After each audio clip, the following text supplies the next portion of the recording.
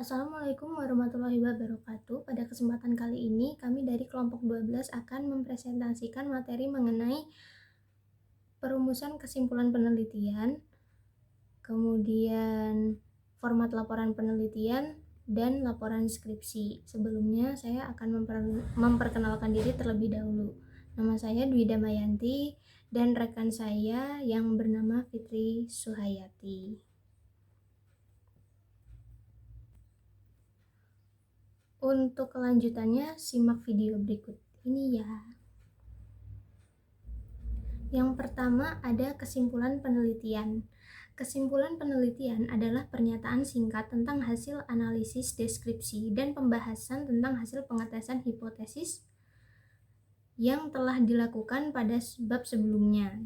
Jadi kesimpulan itu berisi jawaban atas pertanyaan yang diajukan pada bagian rumusan masalah. Kesimpulan berasal dari fakta-fakta atau hubungan yang logis. Pada umumnya, kesimpulan terdiri atas kesimpulan utama dan kesimpulan tambahan. Kesimpulan utama adalah yang berhubungan langsung dengan permasalahan. Dengan demikian, kesimpulan utama harus berkaitan dengan pokok permasalahan dan dilengkapi oleh bukti-bukti. Sedangkan pada kesimpulan tambahan, penulis tidak mengaitkan pada kesimpulan utama, akan tetapi tetap menunjukkan fakta-fakta yang mendasarinya. Biasanya, peneliti dianjurkan menguraikan hasil analisis data dengan bahasa yang mudah dipahami oleh para pembaca maupun oleh orang-orang yang berkepentingan. Yang kedua yaitu cara merumuskan kesimpulan penelitian. Penarikan kesimpulan merupakan penilaian apakah sebuah hipotesis yang diajukan itu ditolak atau diterima. Jika dalam proses pengujian terdapat bukti yang cukup untuk mendukung hipotesis, maka hipotesis itu akan diterima. Sebaliknya, jika dalam proses pengujian tidak terdapat bukti yang cukup mendukung hipotesis, maka hipotesis itu akan ditolak. Dalam menarik kesimpulan, penelitian harus mendasarkan diri atas semua data yang diperoleh dalam kegiatan penelitian. Dengan kata lain, penarikan kesimpulan itu harus didasarkan oleh data, bukan atas angan-angan atau keinginan dari peneliti itu sendiri.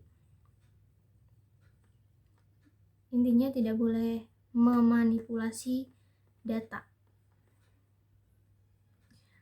Terdapat dua tipe kesimpulan penelitian, yaitu kesimpulan langsung dan kesimpulan tidak langsung. Penyimpulan langsung dan penyimpulan tidak langsung. Yang pertama ada penyimpulan langsung. Penyimpulan langsung merupakan penyimpulan yang di dalamnya kita secara langsung bergerak dari suatu premis tunggal menuju suatu kesimpulan. Penyimpulan langsung berakhirnya hanya dalam satu proposisi baru dan bukan dalam suatu kebenaran baru. Dari kebenaran atau kesalahan suatu proposisi yang ada, kita menarik kebenaran atau kesalahan proposisi yang lain yang perlu mengikutinya. Yang kedua, ada penyimpulan tidak langsung. Penyimpulan tidak langsung adalah penyimpulan yang di dalamnya kita memperoleh suatu kesimpulan dari dua atau lebih premis. Disebut tidak langsung karena penyimpulan ini diperoleh dengan media yang disebut term atau term tengah M. Dengan term antara M, kita dapat membandingkan premis mayor dan premis minor. Dengan demikian, kita mengetahui alasan mengapa subjek sama dengan predikat atau mengapa subjek tidak sama dengan predikat. Yang ketiga ada pengertian laporan penelitian. Laporan penelitian adalah laporan pertanggungjawaban kegiatan suatu penelitian yang sudah dijalani. Laporan ini membahas penelitian dengan jelas, lengkap, detail, dan bisa dipahami semua kalangan. Laporan ini berisi prosedur, proses, dan sistematika jalannya penelitian. Laporan penelitian memiliki fungsi sebagai pertanggungjawaban dari kegiatan penelitian yang tengah dijalani. Maka dari itu, laporan penelitian perlu disusun secara jelas, lengkap, dan dapat dipahami dengan baik. Prosedur, proses, dan sistematikanya harus sesuai dengan kaidah yang berlaku. Selain itu, substansi dari hasil penelitiannya harus lengkap agar laporan penelitian yang dibuat dapat memberikan manfaat kepada para pembaca. Untuk materi selanjutnya akan disampaikan oleh rekan saya yang bernama Fitri Suhayati. Assalamualaikum warahmatullahi wabarakatuh.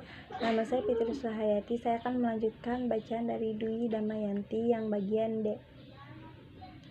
Format laporan penelitian. Contoh format laporan penelitian kuantitatif.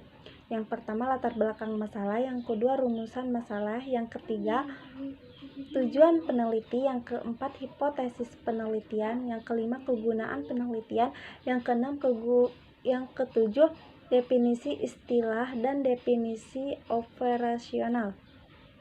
Metode penelitian. Yang pertama, rancangan penelitian. Yang kedua, populasi dan sampel. Yang ketiga, instrumen penelitian. Yang keempat, pengumpulan data. Yang kelima, teknik analis data. Hasil penelitian. Yang pertama, deskripsi data. Yang kedua, pengujian hipotesis. Laporan. Contoh format laporan kuantitatif. Yang pertama, konteks penelitian atau latar belakang. Yang kedua,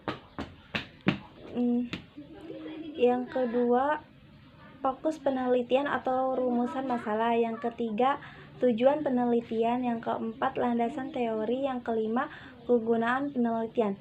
Metode penelitian. Pertama, pendekatan dan jenis penelitian, kehadiran peneliti, lokasi penelitian, sumber data, prosedur pengumpulan data, dan teknik analis data. Yang ketujuh, pengecekan keabsahan data. Yang terakhir, tahap-tahap penelitian.